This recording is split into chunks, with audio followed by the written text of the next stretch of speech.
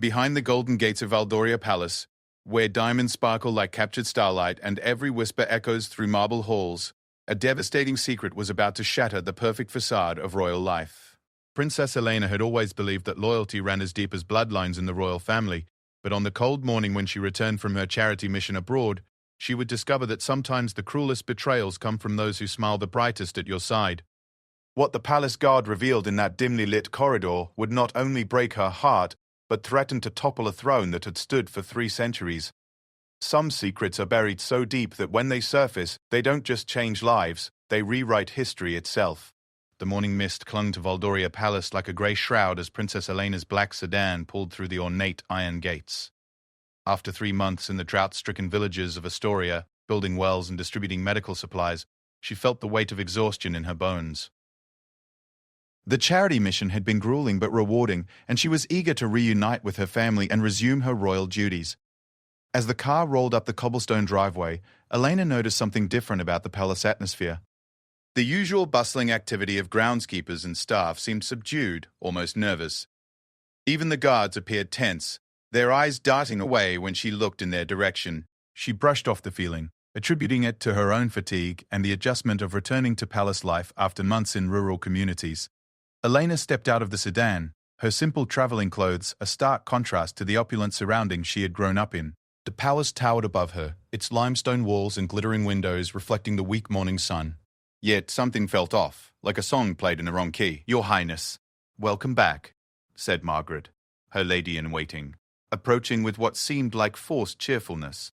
"The Queen Mother requests your presence in the blue salon at your earliest convenience." "Of course," Elena replied, though she had hoped for a few moments to freshen up first. "How is everyone? The King? Queen Isabella?" Margaret's pause lasted just a beat too long. "Everyone is well, Your Highness. The Queen Mother will fill you in on all the palace happenings." As Elena made her way through the familiar halls, she couldn't shake the feeling that the very walls were keeping secrets. The portraits of her ancestors seemed to watch her with knowing eyes, and the usual warmth of the palace felt replaced by an undercurrent of tension she couldn't identify. The blue salon was Elena's favorite room in the palace, with its powder blue silk wallpaper and delicate crystal chandelier. Queen Mother Victoria sat by the window, her silver hair perfectly coiffed, sipping tea from bone china. At 68, she remained the picture of royal dignity, but Eleanor noticed new lines around her eyes. "Grandmother," Elena said, curtsying before accepting the warm embrace offered. "My dear child, how thin you've become," Victoria said, holding Elena at arm's length. "But your work in Astoria was commendable. The kingdom is proud." They settled into the comfortable chairs and Elena accepted a cup of Earl Grey. The ritual felt soothing after months of instant coffee and water purification tablets. "Tell me everything," Elena said eagerly. "How is Father's new trade agreement progressing? And Isabella's pregnancy? Is she feeling better?" Victoria's composure slipped for just a moment. "Your father is well. The trade negotiations are complex. As for Isabella, yes, the morning sickness has subsided." Elena frowned at her grandmother's careful tone. "Grandmother, is something wrong? Everyone seems different today." "Different how, dear?" "I don't know exactly. Nervous, perhaps." Even Margaret seemed on edge. Victoria set down her teacup with deliberate precision. "Elena, there have been some developments while you were away. Nothing that concerns the kingdom's welfare, mind you, but palace dynamics have shifted somewhat." Before Elena could press for details, a soft knock interrupted them. "Enter," Victoria called. Captain Marcus Thorne stepped into the room, his uniform immaculate as always. Elena had known Marcus since childhood. He was the son of the former captain of the Royal Guard and had risen through the ranks on merit rather than birthright. At 35, he commanded respect from both the palace staff and the royal family. "Your Majesty, Your Highness," Marcus said with a bow.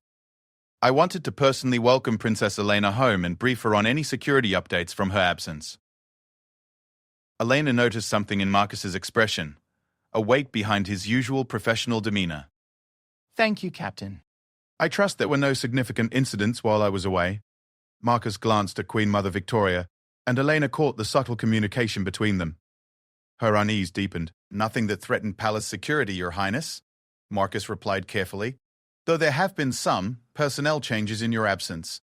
I thought you should be aware before resuming your normal activities." What kind of personnel changes?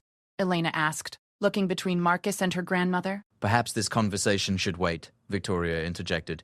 Eleanor needs time to rest and settle back in. With respect, Your Majesty, Marcus said, his jaw tightening slightly. I believe Princess Elena has a right to know about the changes that directly affect her household staff and daily routine. Eleanor's pulse quickened. Marcus was usually deferential to the Queen Mother, never contradicting her in such a direct manner. Whatever had happened, it was significant enough to strain the usual palace protocols. Captain Thorne, what exactly are you referring to? Elena asked, her voice taking on the authoritative tone she had learned to use when requiring straight answers. Marcus straightened, clearly making a decision. Your Highness, 3 members of your personal staff were dismissed during your absence. Your private secretary, Sarah Chen, your personal assistant, James Morrison, and your afternoon lady-in-waiting, Lady Catherine Mills. Elena felt as though the floor had shifted beneath her. These weren't random staff members. They were people she trusted implicitly, people who knew her schedule, her preferences, her private thoughts. Sarah had been with her for 6 years, James for 4, and Catherine since Elena's 18th birthday. Dismissed? On what grounds? Elena's voice was sharp now. That's enough, Victoria said firmly. Elena, you've just returned from an exhausting mission. This can wait until tomorrow. No, it cannot wait, Elena said, standing abruptly. The teacup clattered against its saucer as she set it down. These are my people, Grandmother. I need to know why they were dismissed and who authorized it. Marcus looked uncomfortable but determined. The dismissals were authorized by Queen Isabella, Your Highness. The stated reason was restructuring your household staff for improved efficiency. Elena's mind reeled. Isabella, her stepmother, had authority over household staff. But dismissing Elena's personal team without consultation was highly unusual. More than unusual. It was a deliberate power play. Did Isabella provide specific reasons for each dismissal? Elena asked. The official documentation cites performance concerns and the need for staff more aligned with the current palace priorities. Marcus replied. Performance concerns? Eleanor's voice rose. Sarah Chan managed my schedule flawlessly for 6 years. James never missed a detail, and Catherine... Elena trailed off, her mind racing. Where are they now? I want to speak with them. Victoria stood as well, her expression stern. Elena, this is inappropriate. You cannot simply override Isabella's administrative decisions. I'm not overriding anything. I'm trying to understand why my most trusted staff members were dismissed without my knowledge or input. Marcus shifted uncomfortably. Your Highness, there's something else you should know. Both women turned to him, and Elena saw something in his eyes that made her stomach drop. The timing of the dismissals, Marcus continued carefully, coincided with some unusual activity in your private quarters. What kind of unusual activity? Elena demanded. Renovations were undertaken in your suite. Your private office was completely reorganized and several personal items were relocated to storage.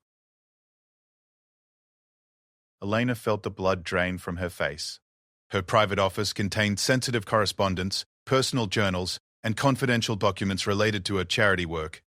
The idea that Isabella had access to those materials while she was away was deeply disturbing. I need to see my quarters immediately, Elena said, already moving toward the door. Elena, wait, Victoria called after her. But Elena was already striding down the hallway with Marcus following. The walk to Elena's suite felt endless, even though it was just 3 floors up and down one corridor. With each step, Elena's anxiety grew. When they reached her door, she noticed immediately that the familiar scuff mark near the handle, caused by years of her dog scratching to get in, had been painted over. Inside, her suite looked like a hotel room. Everything was perfectly arranged, impersonally clean, and somehow foreign. The warm, lived-in feeling of her private space had been erased and replaced with sterile elegance. Elena walked slowly through her sitting room, noting the subtle but significant changes. Her reading chair had been moved away from the window where she preferred it. The bookshelf that once held her favorite novels and personal photographs now displayed carefully curated art books and formal royal portraits. Even the throw pillows were different. Gone were the colorful cushions she had collected during her travels, replaced by coordinated silk pillows in palace-appropriate colors. My office, she said quietly, heading toward the smaller room that served as her private workspace. The office was unrecognizable. Her desk, once comfortably cluttered with ongoing projects and personal mementos, was now a stark surface, with only a brass pen set and leather blotter. The filing cabinets where she kept her personal correspondence and charity work documents were gone entirely, replaced by a formal bookcase filled with legal volumes and royal procedure manuals.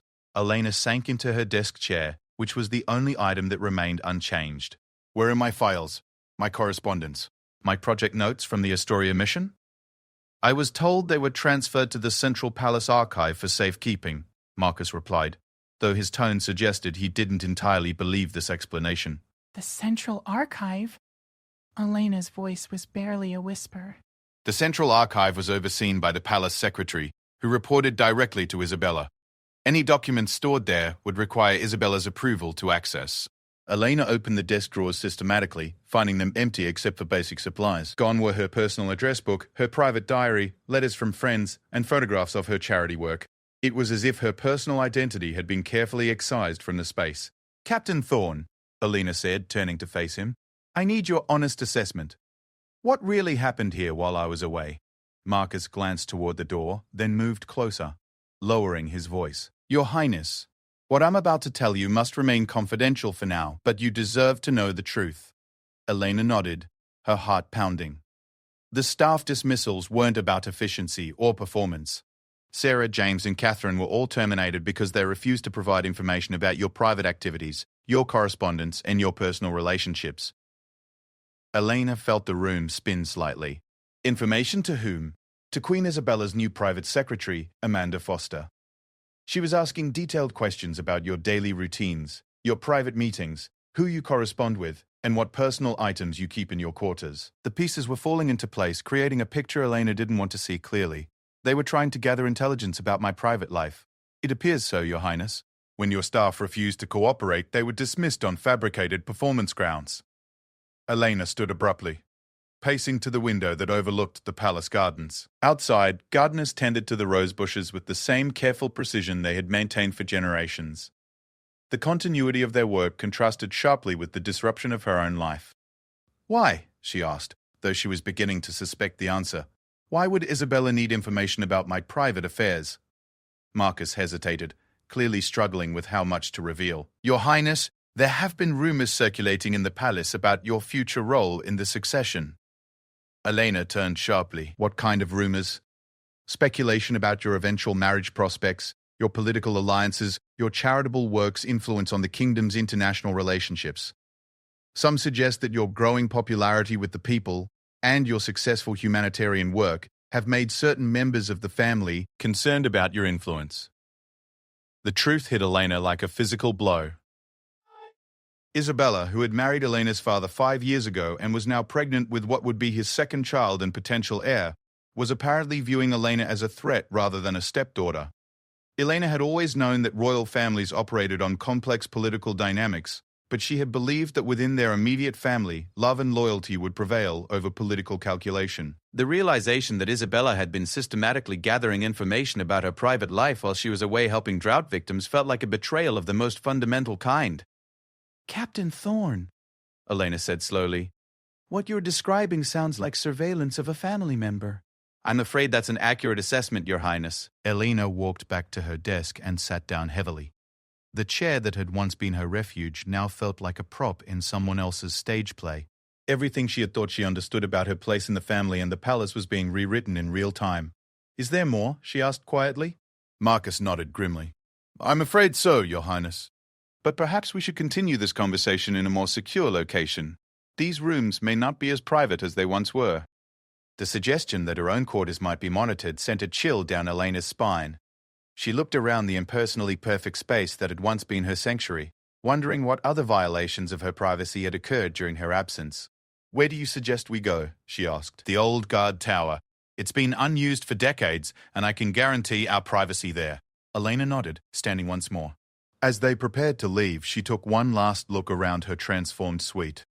The space that had once reflected her personality, her interests, and her life's work now looked like a museum display, beautiful but lifeless, impressive but cold. Walking toward the door, Elena realized that her homecoming had become something entirely different from what she had expected. Instead of a warm reunion with family, she was uncovering a web of deception and surveillance that called into question everything she thought she knew about her place in the royal hierarchy. The hallway seemed different now too, as if she was seeing it through new eyes.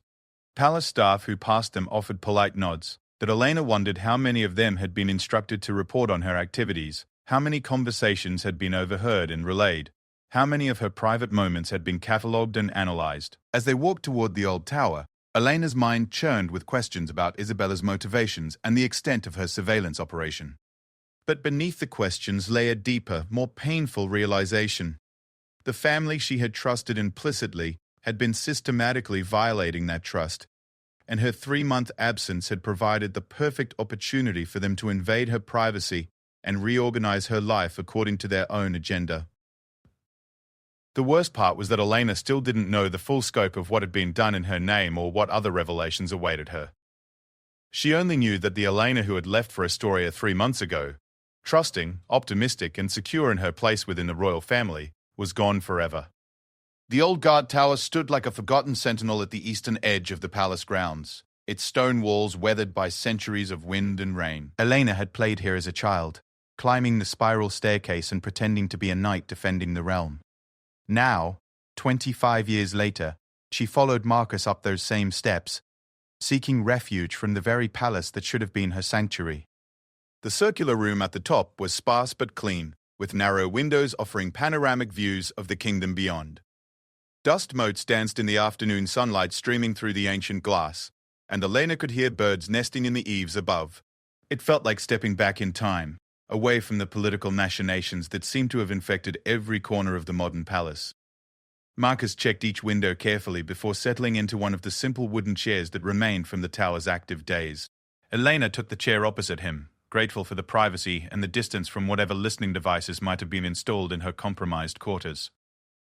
"Tell me everything," Elena said without preamble. "I need to understand exactly what happened while I was gone." Marcus leaned forward, his expression grave. "Your Highness, what I'm about to share with you comes from multiple sources within the palace staff. I've been piecing together a timeline of events, and the picture that emerges is deeply troubling." Elena braced herself, recognizing the tone Marcus used when delivering security briefings about genuine threats to the royal family. "The changes began approximately 6 weeks after your departure for Astoria," Marcus continued. "Queen Isabella called a meeting with your household staff, ostensibly to discuss maintaining your quarters and managing your correspondence while you were away." "That sounds reasonable," Elena said, though she was already sensing there was more to the story. "It would have been if that's where it had ended." However, Isabella's new private secretary, Amanda Foster, began making additional inquiries that went far beyond routine maintenance. Marcus pulled out a small notebook from his jacket pocket. "I've documented what I could verify. Amanda asked Sarah Chin to provide copies of your appointment calendars for the past year, including personal meetings not related to official royal duties. She requested access to your private correspondence files and asked James Morrison to detail your daily routines, including when you typically woke up, which routes you took for morning walks, and who you spoke with during informal conversations." Elena felt her jaw tighten. "Those aren't maintenance requests. Those are intelligence-gathering operations." "Exactly." When Sarah questioned the relevance of these requests to maintaining your quarters, Amanda claimed it was necessary for security optimization and streamlining royal protocols. "And my staff believed that?" Marcus shook his head. "Sarah immediately came to me with concerns. She said Amanda's questions felt intrusive and inappropriate. I advised Sarah to document every request and to consult with me before providing any sensitive information." Elena appreciated Marcus's protective instincts, but she was troubled by the implication that her own staff had needed protection from her stepmother's administration. What happened next? Amanda escalated her requests. She asked Catherine Mills to describe your personal relationships in detail: friendships, potential romantic interests, professional connections outside the palace. She wanted to know about gifts you had received, books you were reading, causes you supported privately versus publicly. Elena stood and walked to one of the narrow windows, looking out over the kingdom she had been raised to serve. The rolling hills and distant villages looked peaceful from this height, but she knew that political storms could brewing below the surface, invisible to those who lived at the palace's elevated removed from reality. "My staff refused to provide that information, I assume?" "They did, and that's when things escalated quickly." Amanda claimed that uncooperative staff represented a security risk to the royal family. She suggested that your household team had developed inappropriate personal loyalty to you that interfered with their professional judgment. Elena turned back to Marcus, incredulous. She characterized loyalty as a problem. In her reports to Queen Isabella, yes. Amanda argued that your staff's reluctance to share information suggested they were hiding something potentially damaging to the Crown's reputation. The manipulation was breathtaking in its audacity. Isabella's secretary had reframed her staff's professional discretion and personal loyalty as evidence of wrongdoing, creating justification for their dismissal and replacement with personnel who would be more compliant. So they were fired, Elena said quietly. Not immediately. First, there was a period of increased supervision. Amanda began requiring daily reports from your staff about their activities. She instituted new protocols requiring approval for any maintenance or organization of your quarters. Your staff found themselves spending more time documenting their work than actually performing it. Marcus consulted his notebook again. 3 weeks ago, Amanda presented Isabella with a formal report claiming that your household staff had been accessing your private correspondence without authorization and had been sharing confidential information about your activities with unauthorized persons. Elena felt a surge of anger. That's completely false. Sarah, James, and Catherine were scrupulously professional. They would never violate my privacy or share confidential information. I know that, and you know that. But Amanda's report provided the justification Isabella needed to dismiss them immediately for cause. Because they were terminated for alleged security violations, they forfeited their severance benefits and were required to sign extensive non-disclosure agreements. The cruelty of the maneuver struck Elena forcefully. Not only had Isabella removed Elena's trusted staff, but she had done so in a way that discredited them professionally and financially punished them for their loyalty. Where are they now? Elena asked. Sarah has found temporary work with a law firm in the capital. James is considering emigrating to his cousin's business in Australia. Catherine has returned to her family's estate in the countryside. Elena absorbed this information, feeling responsible for the disruption to their lives. These people had been punished for protecting her privacy, and now they were scattered and struggling while she had been unaware in Astoria. Captain Thorne, you mentioned that this coincided with renovations to my quarters. Tell me about that process. Marcus's expression darkened further. The renovations were extensive and systematic. While Amanda was building her case against your staff, a separate team was gaining access to your private spaces under the guise of redecorating and modernizing. Who authorized the renovations? Queen Isabella, with King Frederick's approval. The stated purpose was to refresh your quarters as a welcome home surprise and to update the technology infrastructure for improved security. Elena noted the irony. Her quarters had been made less secure by the very people claiming to improve security. The renovation team spent 2 weeks in your suite, Marcus continued. They removed and catalogued every personal item, photographed all documents before moving them to storage, and conducted what they called a comprehensive inventory of your possessions. They photographed my private documents? According to the head contractor, yes. Amanda supervised the process personally, claiming it was necessary for insurance purposes and to ensure nothing was lost during the renovation. Elena sank back into her chair, overwhelmed by the scope of the violation. While she had been digging wells and distributing medicine to drought victims, Isabella had been systematically invading her privacy and building a comprehensive intelligence file on her personal life. What else? Elena asked, though she was beginning to dread the answer. The technology upgrades included new security cameras in the hallways outside your suite and enhanced monitoring capabilities for your computer and communication systems. Officially, these are for your protection. Unofficially, I'm under surveillance in my own home, Elena finished. Marcus nodded grimly. The technical team that installed the monitoring equipment is contracted through Amanda's previous employer, a private security firm that specializes in what they call comprehensive lifestyle protection for high-profile families. Elena understood the euphemism. It was corporate surveillance disguised as security service. There's something else, Marcus said, hesitating. Elena gestured for him to continue, though she wasn't sure how much more she could absorb. During the final week of the renovations, Amanda was observed accessing your personal computer. She claimed she was testing the new security protocols, but the IT specialist reported that she appeared to be copying files to an external device. Elena felt physically ill. Her computer contained years of personal correspondence, diary entries, research notes for her charity work, and sensitive communications with humanitarian organizations around the world. If Isabella had access to that information, she potentially had leverage over Elena's personal relationships and professional activities. Do we know what files were copied? The IT specialist was dismissed the next day for unauthorized observation of security testing procedures, Marcus said dryly. However, before his termination, he managed to speak with one of my contacts in the Palace Technology Department. Marcus paused, clearly reluctant to continue. Captain Thorne, I need to know everything. The specialist reported that Amanda appeared particularly interested in your correspondence with international humanitarian organizations, your personal financial records, and a folder labeled Private Conversations that contained what appeared to be diary entries or personal reflections. Eleanor closed her eyes, feeling exposed and violated in a way that went beyond simple privacy invasion. Her diary entries included her honest thoughts about palace politics, her concerns about various family members, her doubts about her royal role, and her private feelings about potential romantic relationships.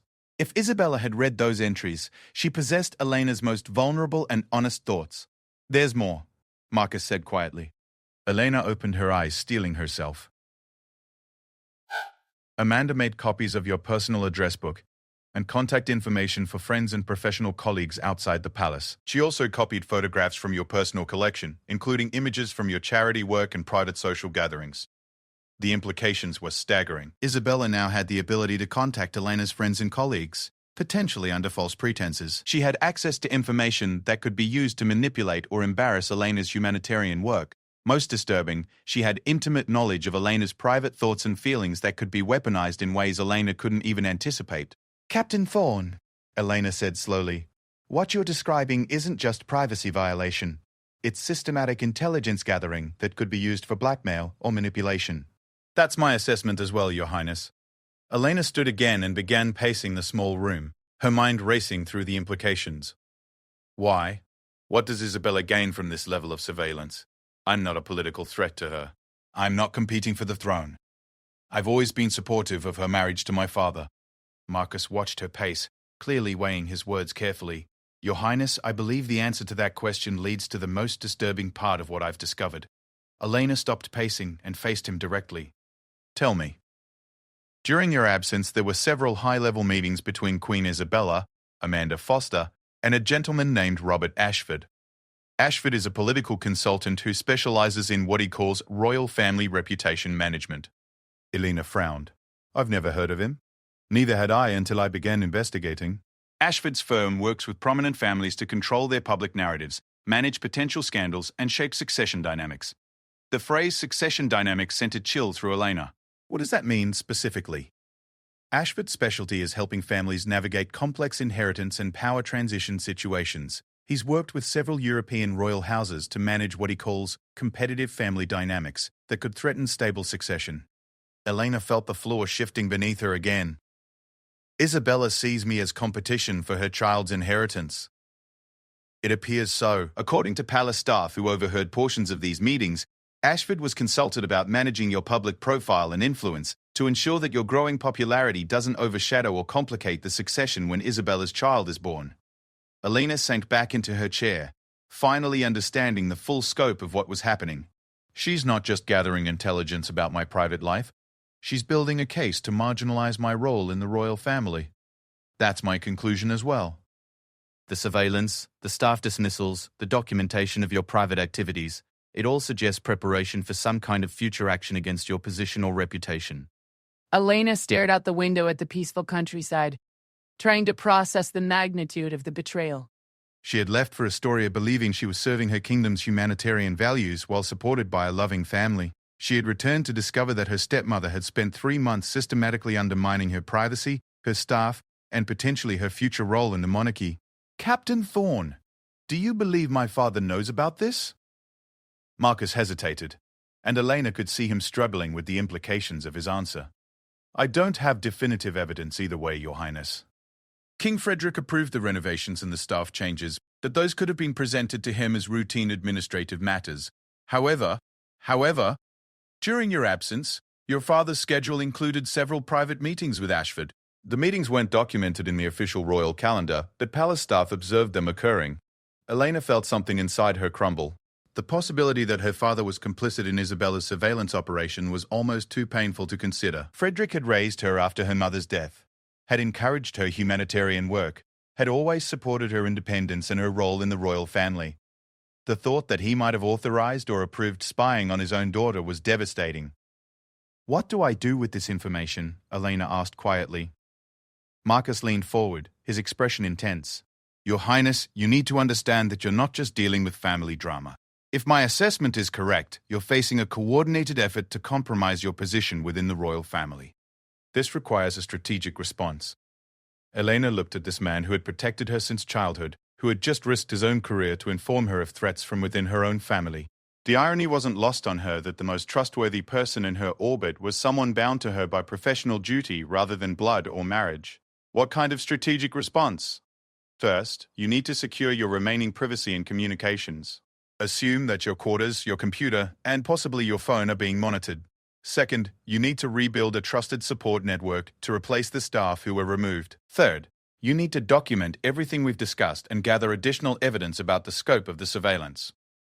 Elena nodded, though the task seemed overwhelming. And then? Then you need to decide whether to confront the situation directly or to begin your own counterintelligence operation to protect yourself and gather information about their ultimate plans. The phrase counterintelligence operation sounded surreal applied to her own family relationships, but Elena was beginning to understand that normal family dynamics no longer applied to her situation. Captain Thorne, before we leave here, I need to ask you directly. Are you certain about the information you've shared with me? Is it possible that there are innocent explanations for some of these activities? Marcus met her gaze steadily. Your Highness, I've been in royal security for 15 years. I understand the difference between legitimate security protocols and intelligence-gathering operations. What happened while you were in Astoria was systematic, coordinated, and deliberately concealed from you. There are no innocent explanations for that combination of factors. Elena absorbed his assessment, recognizing that her last hope for misunderstanding had been eliminated. The situation was exactly as dire as it appeared. As they prepared to leave the tower, Elena took one last look around the circular room that had provided temporary refuge from the palace politics below. Tomorrow, she would begin the difficult work of protecting herself from her own family, but today, she was simply a young woman trying to process the discovery that the people she trusted most had betrayed that trust in the most fundamental way possible. Walking down the spiral staircase, Elena realized that her real education in royal politics was just beginning, and the lessons would be far more painful than anything she had learned in formal diplomatic training. Elena spent her first night back in the palace lying awake, staring at the ceiling of her transformed bedroom. Every shadow seemed threatening, every sound potentially suspicious. The silk curtains that had been hung during her absence moved slightly in the night breeze, and she found herself wondering if cameras had been installed behind them. The elegant new mirror on her dresser could easily conceal recording equipment. Even the beautiful fresh flowers arranged on her nightstand seemed like potential surveillance devices disguised as welcome home gifts. Dawn came slowly through the unfamiliar window treatments, and Elena realized she had gotten perhaps 2 hours of sleep. Her body ached with exhaustion, but her mind remained hypervigilant, processing and reprocessing Marcus's revelations. She dressed carefully in clothes she had packed for her return journey, avoiding anything that had been stored in the palace during her absence. A soft knock at her door made her jump. "Come in," she called, though she positioned herself where she could see whoever entered while remaining partially concealed behind her dressing screen. Margaret entered with a breakfast tray, her expression carefully neutral. "Good morning, Your Highness. I thought you might prefer to breakfast privately on your first morning home." Elena studied Margaret's face for any sign of awareness about the surveillance situation. Margaret had been her lady-in-waiting for 3 years, but Elena suddenly realized she had no way of knowing where Margaret's loyalties actually lay or what she might have been instructed to observe and report. "Thank you, Margaret. Please set it on the table by the window." As Margaret arranged the breakfast service, Eleanor noticed she was being particularly methodical, almost as if she were performing for an audience. Every movement was precise and deliberate, and she kept glancing toward Elena, as if gauging her reactions. Margaret, Elena said carefully, were you involved in overseeing the renovations to my quarters while I was away? Margaret's hands stilled for just a moment before resuming their work. I was consulted about some of the choices, Your Highness. Queen Isabella wanted to ensure the changes would meet with your approval. Elena noted the careful phrasing. Margaret hadn't answered whether she was involved, only whether she was consulted. "What did you think of the changes?" "They're very elegant, Your Highness. Much more sophisticated than the previous decor." Again, Margaret had avoided giving a personal opinion while offering a safely positive response. Elena realized she was watching a performance, and she felt a deep sadness at the recognition that even this relationship had been altered by the surveillance operation. Thank you for the breakfast. I'll ring when I'm ready for you to return. Margaret curtsied and left, but not before Elena caught her glancing toward the corner of the room, where a barely visible lens could be concealed within the new crown molding. Alone again, Elena approached her breakfast with little appetite. The coffee smelled wonderful, but she found herself wondering if even her food was being monitored somehow. The paranoia felt simultaneously irrational and completely justified, and she hated how quickly she had been forced to adopt a mindset of suspicion about everything in her own home. Elena picked at her meal while formulating a plan for the day. She needed to gather more information about the surveillance operation, but she had to do so without alerting Isabella or Amanda that she was aware of what had happened. She also needed to find a way to communicate securely with Marcus and potentially with her dismissed staff members. A second knock interrupted her planning. This time, Elena felt her pulse accelerate. "Come in." Isabella entered, and Elena had to suppress her immediate emotional reaction. Her stepmother looked radiant in a flowing maternity dress that emphasized her growing pregnancy. At 38, Isabella remained strikingly beautiful, with auburn hair and green eyes that had captivated Elena's father 5 years earlier. Now, looking at her, Elena saw calculation behind the beauty. "Elena, darling," Isabella said warmly, moving forward with arms outstretched. "I'm so sorry I wasn't here to greet you yesterday. I was having some pregnancy discomfort and needed to rest." Elena accepted the embrace while fighting the urge to recoil. Isabella's touch felt contaminated by the knowledge of what she had done during Elena's absence. "I understand completely. How are you feeling now?" "Much better, thank you. I'm just so excited to hear about your mission in Astoria. Your father and I are incredibly proud of the work you've been doing." Elena studied Isabella's face, looking for any sign of insincerity. Isabella's expression appeared genuinely warm and interested, which made the situation even more disturbing. If Isabella could violate Elena's privacy so systematically while maintaining such convincing affection, what else might she be capable of? "The work was challenging but rewarding," Elena replied carefully. "The drought conditions were worse than we had anticipated, but the well-digging project should provide clean water access for at least 5 villages." "How wonderful! You know, while you were away, I took the liberty of making some updates to your quarters. I hope you don't mind. I wanted everything to be perfect for your return." Elena felt her chest tighten, but she forced a smile. "I noticed the changes. Everything looks very elegant. I'm so glad you approve. I also had to make some adjustments to your household staff." I hope you understand that palace operations sometimes require efficiency improvements. The casual way Isabella mentioned destroying the careers of 3 loyal staff members made Elena feel sick, but she maintained her composed expression. "I'm sure you made the best decisions for the palace's needs." "I did. In fact, I have some exciting news to share with you. I found you a wonderful new private secretary. Her name is Jennifer Walsh, and she comes with excellent recommendations from the Ashford Agency." Elena's heart stopped. Isabella was installing someone from Robert Ashford's organization directly into Elena's household staff. The surveillance operation wasn't ending with Elena's return. It was being institutionalized. "How thoughtful of you," Elena managed. "When will I meet her?" "She's actually waiting outside. I thought we could interview her together, so you'd be comfortable with the choice." Elena realized she was trapped. Refusing to meet Jennifer would signal awareness of the surveillance operation, but accepting her would mean welcoming a spy into her daily routine. "Of course. Please ask her to come in." Isabella opened the door and gestured to someone in the hallway. A woman in her early 30s entered, professionally dressed and carrying a leather portfolio. She had brown hair pulled back in a neat bun and wore wire-rimmed glasses that gave her an academic appearance. "Your Highness," Jennifer said with a perfect curtsy, "I'm honored to meet you. I followed your humanitarian work with great admiration." Elena shook Jennifer's offered hand, noting her firm grip and direct eye contact. If she was a spy, she was a very polished one. "Thank you. Tell me about your background." "I have a master's degree in international relations from Cambridge and 5 years of experience in high-level administrative support for prominent families. I specialize in managing complex schedules, handling sensitive correspondence, and ensuring seamless coordination between public and private activities." The qualifications were perfect. Perhaps too perfect. Elena suspected that Jennifer's real specialty was intelligence gathering disguised as administrative support. "What attracted you to this position?" Elena asked. "The opportunity to support meaningful humanitarian work while serving the royal family represents the ideal combination of my professional interests and personal values." Again, the answer was flawless. But Elena detected a rehearsed quality that made her suspicious, Isabella interjected. Jennifer comes with the highest recommendations and her background check was exemplary. I think she'll be a perfect fit for your needs.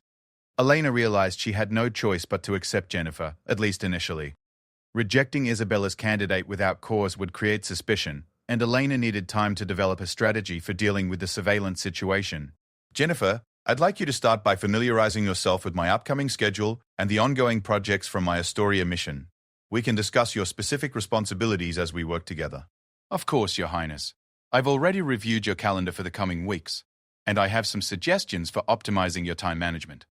The fact that Jennifer had already accessed Elena's schedule before being formally hired confirmed Elena's suspicions about her true role.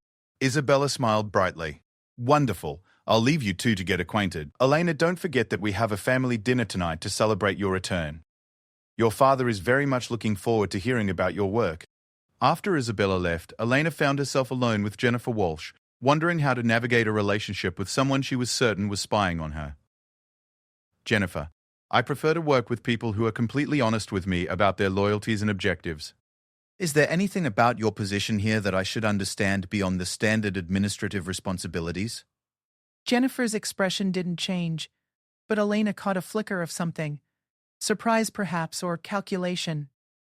Your Highness, my loyalty is to you and to the Crown. My objective is to provide you with the highest quality administrative support to enhance your ability to serve the kingdom effectively. Elena noted that Jennifer had answered the question without really answering it. Her loyalty was to Elena and to the Crown. But what happened when those loyalties conflicted? And who defined what service to the Crown required? I appreciate that, Jennifer. I should mention that I prefer to maintain strict privacy around my personal correspondence and private activities. I assume you understand the importance of discretion in your role. Absolutely, Your Highness. I understand that privacy and discretion are fundamental requirements of this position. Elena decided to test Jennifer's boundaries. Good. Then you'll understand that some of my activities and correspondence should remain confidential even within the palace administration. There may be situations where I need you to decline requests for information from other officers, even senior ones. Jennifer paused slightly before responding. Your Highness, I would of course respect your privacy preferences within the bounds of my professional obligations and palace protocols. Elena heard the hedge clearly. Jennifer was indicating that her obligations to Elena had limits, and those limits were apparently defined by palace protocols, which meant Isabella's authority. I see. Well, let's start with something simple. I'd like you to retrieve my personal files and correspondence that were moved to the Central Archive during the renovations. I need to review my ongoing projects and respond to accumulated correspondence. Of course, Your Highness. I'll submit a request to access those materials immediately. Submit a request? To whom? The Central Archive requires formal requests for document access, even for materials belonging to royal family members. It's a security protocol that was implemented recently. Elena felt her anger rising, but kept her expression neutral. Isabella had not only stolen her private documents, but had created a bureaucratic barrier to prevent Elena from accessing her own materials. How long does the request process typically take? It can vary depending on the sensitivity of the materials and the current workload of the archive staff. Perhaps a few days to a week. Elena understood the message.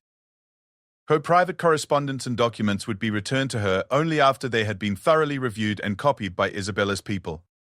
The delay would also give them time to prepare explanations for any particularly sensitive materials. I see. In that case, let's focus on setting up secure systems for my current correspondence and activities. I assume you can arrange for private email accounts and communication methods that ensure my privacy? Jennifer smiled pleasantly. I'll coordinate with the Palace IT department to set up the most secure and appropriate communication systems for your needs. Elena realized that any communication system set up through the Palace IT department would likely include monitoring capabilities. Jennifer was essentially offering to help Isabella spy on Elena more efficiently. That won't be necessary. I prefer to handle my own communication setup. Instead, I'd like you to focus on scheduling and logistical support for my public activities. Jennifer nodded, but Elena detected disappointment in her expression. By refusing to let Jennifer handle her communications, Elena had denied her access to a primary intelligence gathering opportunity. For the next hour, Elena and Jennifer went through the motions of setting up a working relationship. But Elena was really gathering intelligence about the extent of the surveillance operation. Every question Jennifer asked, every system she proposed, every protocol she suggested was designed to give her access to Elena's activities and information. By the end of the meeting, Elena had confirmed her worst fears. Jennifer Walsh wasn't just a spy, she was a sophisticated intelligence operative whose job was to monitor and control Elena's activities while appearing to serve her interests. After Jennifer left to begin organizing Elena's schedule, Elena sat alone in her transformed quarters, finally grasping the full scope of what Isabella had accomplished. During Elena's 3-month absence, Isabella had systematically dismantled Elena's privacy, replaced her loyal staff with surveillance operatives, gained access to her most sensitive personal information, and created bureaucratic barriers to prevent Elena from reclaiming control over her own affairs. Most disturbing of all, Isabella had done this while maintaining the facade of loving family relationships and helpful administrative improvements. If Elena hadn't had Marcus's loyalty and investigative skills, she might never have discovered the truth behind the welcome home renovations and staff changes. Elena walked to her window and looked out at the palace gardens, where she had once felt safe and loved. Now she understood that she was living in a beautiful prison, surrounded by people whose job was to watch her, control her, and potentially destroy her if she became inconvenient to Isabella's plans. The saddest realization was that Elena still didn't know whether her father was an active participant in the surveillance operation or simply a manipulated victim of Isabella's schemes. Tonight's family dinner would provide her first opportunity to begin answering that question. But she dreaded what she might learn about the man who had raised her and whom she had always trusted completely. As she prepared for what felt like a performance rather than a family reunion, Elena began to understand that her return from Astoria hadn't just brought her home, it had brought her into a war she didn't know was being fought, with enemies who smiled while they betrayed her. The royal dining room had always been Elena's favorite space for family gatherings. Unlike the imposing state dining hall used for official functions, this smaller room felt intimate and warm, with its mahogany table, soft lighting from crystal chandeliers, and walls lined with portraits of her ancestors. Tonight, however, the familiar space felt like a stage set for a performance where Elena was the only actor who didn't know her lines. Elena arrived promptly at 7, wearing a navy blue dress that had been in her luggage rather than her compromised wardrobe. She had spent the afternoon in careful preparation, not just choosing her clothing and styling her hair, but mentally rehearsing how to navigate dinner conversation while gathering intelligence about her father's knowledge of Isabella's surveillance operation. King Frederick stood when she entered, and Elena felt her heart constrict with conflicting emotions.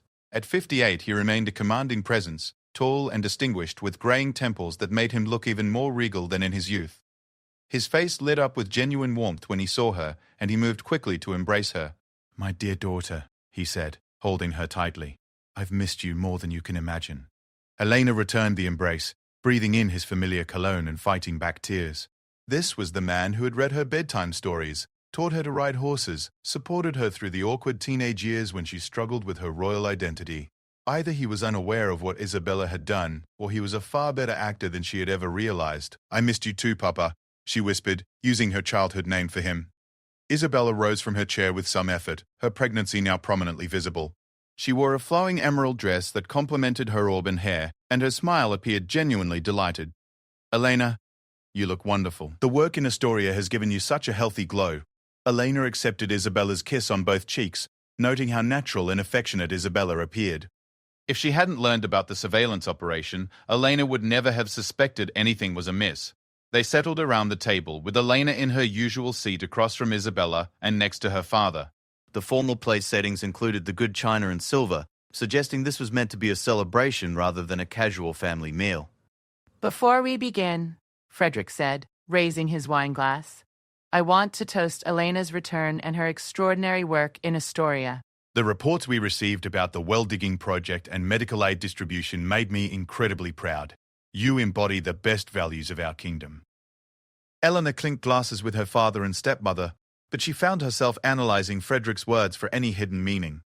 Did the reports we received refer to her official mission reports, or did it include intelligence gathered through Isabella's surveillance operation? Thank you, Papa. The work was challenging but meaningful. The drought conditions were severe, but we were able to help establish sustainable water access for several communities. Tell us about the most memorable moments, Isabella encouraged. I'd love to hear about the people you met and the impact you were able to make. Elena launched into carefully prepared stories about her mission, watching both her father and Isabella for any sign that they had prior knowledge of events she was describing. Frederick's reaction seemed genuinely interested and surprised by her anecdotes, while Isabella's responses were appropriately supportive but somehow felt rehearsed. There was one particular family, Elena said, testing their knowledge. The Hernandez family, in the village of San Miguel. They had lost their youngest child to a preventable illness just weeks before we arrived. Working with them was both heartbreaking and inspiring. Frederick's expression showed immediate concern. How tragic. Were you able to help them? Elena watched Isabella's face carefully.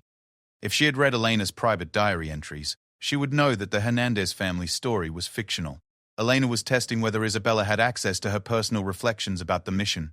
Yes, we were able to connect them with medical resources and ensure clean water access for their community, Elena continued. It's situations like theirs that remind me why humanitarian work is so important. Isabella nodded sympathetically. It must have been emotionally difficult for you to witness such suffering. Elena couldn't detect any sign that Isabella recognized the story as fabricated, which gave her some hope that perhaps her private diary hadn't been compromised, or at least not completely analyzed.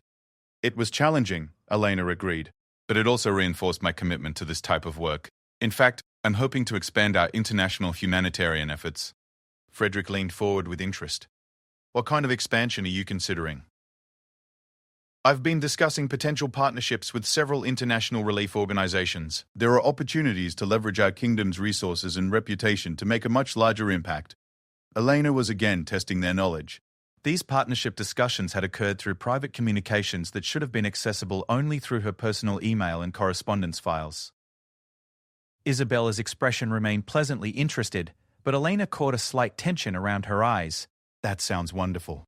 But I imagine such partnerships would require careful coordination with our Foreign Ministry and International Relations Department. Elena felt a chill. Isabella's response suggested awareness of the sensitive diplomatic implications of Elena's partnership discussions, information that would only be available through her private correspondence. Of course, Elena said carefully. Any formal partnerships would need appropriate government coordination. Frederick nodded approvingly. I'm glad you're thinking strategically about these initiatives. Your work reflects on the entire royal family, and we want to ensure it aligns with our broader diplomatic objectives. Elena studied her father's expression, trying to determine whether his comment reflected general paternal concern or specific knowledge of her private communications with international organizations. The conversation continued through the main course, with Elena sharing carefully edited stories about her mission while probing for signs of surveillance-derived knowledge. By the time dessert arrived, she had confirmed that Isabella possessed information that could only have come from accessing Elena's private materials, but she still wasn't certain about her father's involvement. Papa, Elena said during a lull in conversation, I noticed some changes to my quarters while I was away. Isabella mentioned that renovations were undertaken as a welcome home surprise. Frederick smiled warmly. I hope you're pleased with the updates. Isabella worked very hard to create a more sophisticated environment for you. Elena noted that he had deflected credit to Isabella rather than acknowledging his own involvement in authorizing the renovations. The changes are very elegant, Elena said diplomatically. I was surprised that my personal files and documents were moved to the central archive during the renovations. Frederick's expression showed mild confusion. Were they? I hadn't realized that was necessary for the renovations. Elena felt a spark of hope. Her father's reaction appeared genuinely surprised, suggesting he might not have been aware of the extent of the intrusion into her private materials. Isabella interjected smoothly. We wanted to ensure nothing was damaged during the construction work. The central archive is climate-controlled and secure, so it seemed like the safest option for protecting Elena's important documents. Elena watched her father's face as Isabella explained. He nodded as if the explanation made perfect sense, but Elena couldn't tell whether he was accepting new information or confirming something he already knew. That was thoughtful, Elena said, though I'm hoping to access those materials soon. I have ongoing projects that require follow-up. Of course, Isabella replied. I'm sure Jennifer can help you navigate the access process efficiently. Frederick looked puzzled. Jennifer? Eleanor's new private secretary, Isabella explained. I hired her while Elena was away, to ensure seamless support upon her return. Frederick nodded approvingly. Excellent planning, as always. He turned to Elena. I hope you're pleased with Isabella's choices for your household staff. Elena realized this was a crucial moment. Her response would either maintain the facade of family harmony or begin to expose the surveillance operation. "I'm still getting acquainted with the new arrangements," Elena said carefully. "Some adjustments will be needed as we establish working relationships." "That's natural," Frederick said. "It always takes time to develop trust and effective communication with new staff members." Elena heard an opportunity in her father's comment. "Exactly. Trust is so important, especially for positions that involve access to private information and sensitive activities." Frederick's expression became more serious. "Absolutely, Ayla. You should never hesitate to request changes if you don't feel completely comfortable with your staff arrangements. Your privacy and security are paramount." Elena felt another surge of hope. If her father was complicit in the surveillance operation, he was unlikely to encourage her to change staff arrangements or emphasize her privacy rights. Isabella shifted slightly in her chair. "Of course, though I should mention that security protocols have been enhanced throughout the palace recently. Some of the changes might seem intrusive initially, but they're designed to protect all family members." Elena's pulse quickened. Edgar. Isabella was preparing Frederick for the possibility that Elena might discover and question the surveillance measures. "What kind of security enhancements?" Elena asked directly. Isabella glanced at Frederick before responding. "Updated monitoring systems, improved access controls, enhanced communication security. Robert Ashford consulted with us on implementing best practices for royal family protection." Frederick nodded. "Isabella has been very thorough about modernizing our security infrastructure. I'm afraid I don't understand all the technical details, but I trust her judgment about protecting our family." Elena felt her stomach sink. Her father's response suggested he had authorized security changes without fully understanding their scope or implications. He might not be actively complicit in spying on Elena, but his delegation of security decisions to Isabella had enabled the surveillance operation. "Has Mr. Ashford's firm worked with other royal families?" Elena asked. "Extensively," Isabella replied. "They specialize in protecting prominent families from security threats, including threats from within trusted circles." Elena understood the implicit message. Isabella was framing the surveillance operation as protection from internal threats, possibly including threats from Elena herself. Frederick looked concerned. "Are there specific security threats we should be aware of?" Isabella reached over and squeezed his hand reassuringly. "Nothing immediate, darling. But Ashford's assessment is that royal families are most vulnerable to security breaches from people with intimate access to private information. That's why the staff changes and monitoring enhancements were necessary." Elena realized Isabella was systematically manipulating Frederick's understanding of the situation. By framing surveillance as security and staff dismissals as threat mitigation, Isabella had gained Frederick's authorization for spying on Elena while making him believe he was protecting his family. "I see," Elena said quietly.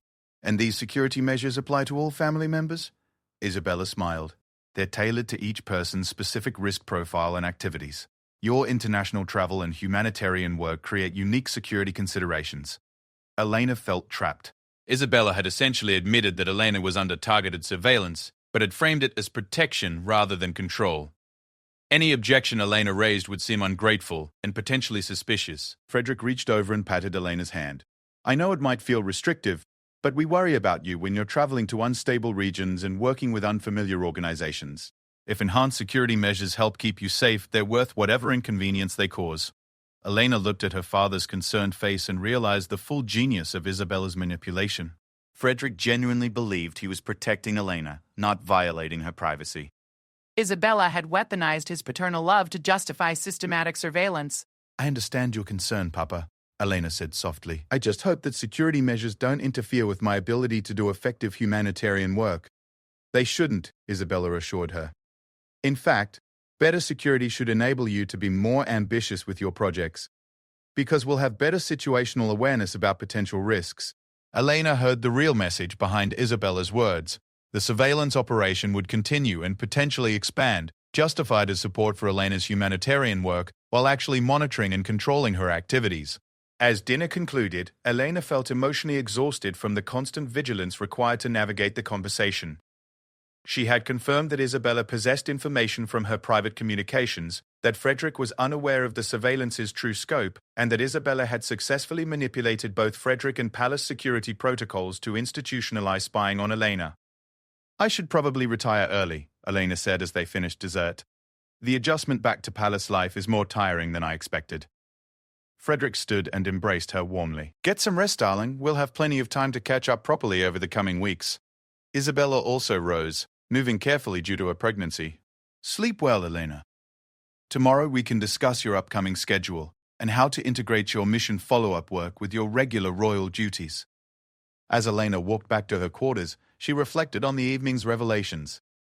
The family dinner had confirmed her worst fears about the surveillance operation while revealing that her father was a victim rather than an architect of Isabella's schemes. This knowledge was both comforting and terrifying. Comforting because her father's love remained genuine, but terrifying because it meant Isabella had successfully isolated Elena from her most powerful potential ally. Entering her transformed suite, Elena looked around at the elegant but impersonal space that no longer felt like home.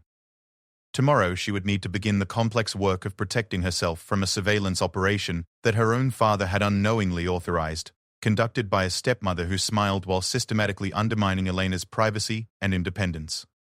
The saddest realization was that Elena could no longer simply trust her family's love to protect her.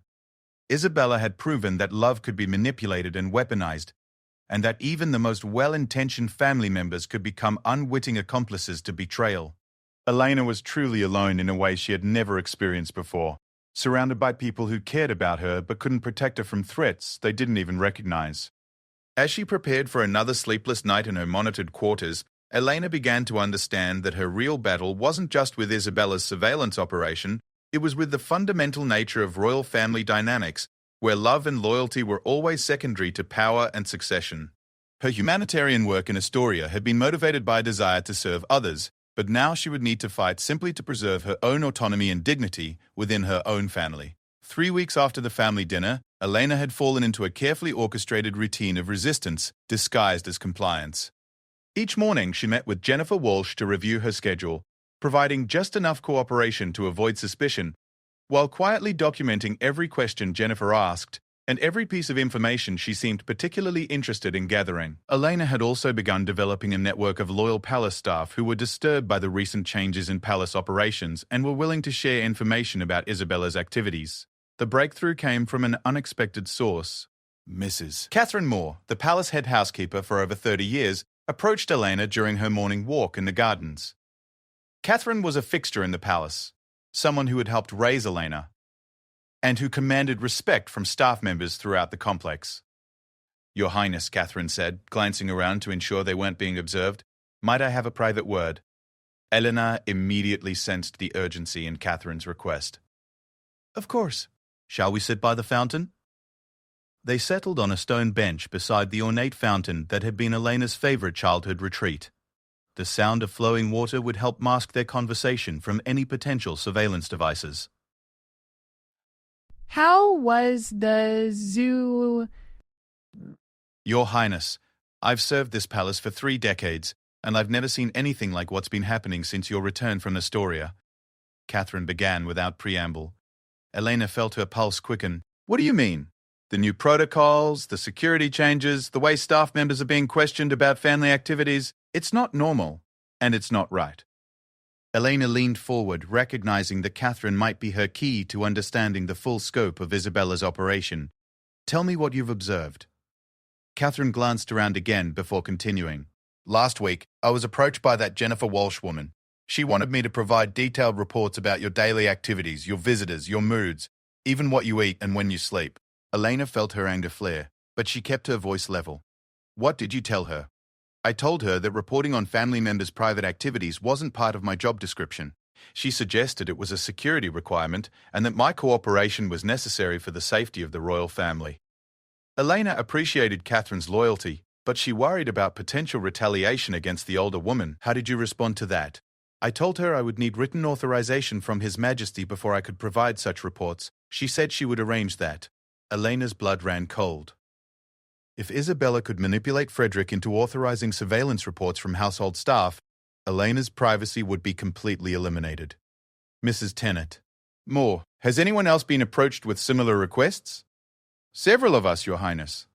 The kitchen staff, the groundskeepers, your driver, even the maintenance crew. We're all being asked to document and report activities that should remain private. Elena realized that Isabella's surveillance operation extended far beyond Jennifer Walsh and electronic monitoring. She was systematically recruiting the entire palace staff to spy on Elena's daily life. Have any staff members agreed to provide these reports? Catherine's expression darkened. Some of the newer employees seem willing to cooperate. They've been told it's standard security protocol and that refusing to participate could be seen as disloyalty to the crown. Elena understood the manipulation. Isabella was using staff members' legitimate desire to serve the royal family to recruit them as unwitting spies. Those who refused could be branded as disloyal or potential security threats. Mrs. Ingredge, Moore, I need to ask you something important. Do you believe my father is aware of the extent of these surveillance activities? Catherine shook her head immediately. His Majesty would never authorize spying on his own daughter. He's being told these are security improvements, not intelligence-gathering operations. Elena felt both relief and frustration. Frederick's innocence meant Elena couldn't simply appeal to him for protection because he didn't understand the true nature of what was happening. There's something else, Your Highness, Catherine continued. Yesterday, I overheard a conversation between Queen Isabella and that Ashford man. They were discussing something they called the transition timeline. Elena's heart nearly stopped. What kind of transition timeline? I couldn't hear all the details, but they mentioned preparing for changes in your role and responsibilities. Ashford said something about managing the narrative and ensuring a smooth adjustment period. Elena felt the ground shifting beneath her again. Isabella wasn't just gathering intelligence about Elena's current activities. She was preparing for some kind of future action that would involve changes to Elena's position in the royal family. Did they mention any specific timeline or events? Ashford mentioned that the optimal timing would be after the new baby arrives, when Queen Isabella's position is more secure and the succession dynamics are clarified. Eleanor absorbed this information with growing horror. Isabella was planning to wait until after her child's birth to implement whatever changes she had planned for Elena's role. This meant Elena had perhaps 4 months to understand and counter Isabella's plans before they were executed. Mrs. Moore, thank you for trusting me with this information.